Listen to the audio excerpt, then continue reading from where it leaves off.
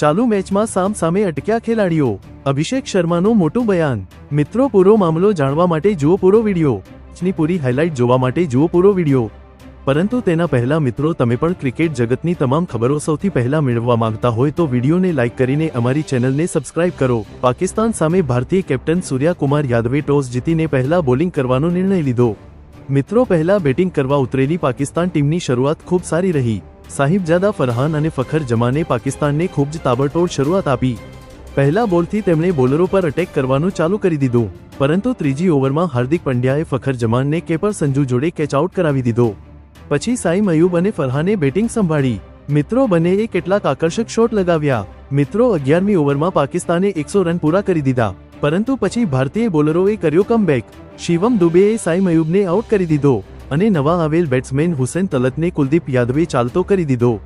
આમ ભારતીય બોલરોએ પાક બેટ્સમેનો પર પકડ બનાવે રાખી। પછી શિવમ દુબેએ સેટ બેટ્સમેન સાહિબજાદા ફરહાનને આઉટ કરી દીધો અને ભારતીય ટીમ પૂરેપૂરી રીતે મેચમાં આવી ગઈ। મિત્રો, અંતિમ ઓવરોમાં ફહીમ અશરફે મોટા શોટ લગાવ્યા અને પાકિસ્તાને 170 રનોનો લક્ષ્ય ઊભો કર્યો। મિત્રો, આ લક્ષ્યનો પીછો કરવા ઉતરેલી ભારતીય ટીમની શરૂઆત ખૂબ સારી રહી। ભારતના બંને ઓપનરોએ ખૂબ તેજીથી રન બનાવ્યા। અભિષેક શર્માએ શાહીન આફ્રિદીના પહેલા બોલ પર છક્કો લગાવી દીધો અને શુભમન ગિલે પણ તેને ખૂબ જ સારી રીતે સાથ આપ્યો। મિત્રો, અભિષેક શર્મા અને શુભમન ગિલે પાકિસ્તાન બોલરો પર અટેક કરવાનું ચાલુ રાખ્યું। પછી પાવર પ્લેમાં ભારતે 67 રન બનાવી દીધા અને ખૂબ જ તાબડતોડ શરૂઆત કરી દીધી। પાકિસ્તાન બોલરો ખૂબ જ પ્રેશરમાં નજર આવતા હતા।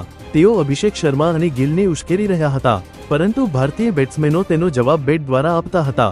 મિત્રો, 10મી ઓવરમાં ફહીમ અશરફના બોલ પર શુભમન ગિલ બોલ્ડ થઈ ગયો અને પાકિસ્તાનને થોડી રાહત મળી। પછી તરત જ ત્રીજા જ બોલ પર સૂર્યા કુમાર યાદવ પણ આઉટ થઈ ગયો અને પાકિસ્તાન ટીમ મેચમાં આવવા લાગી।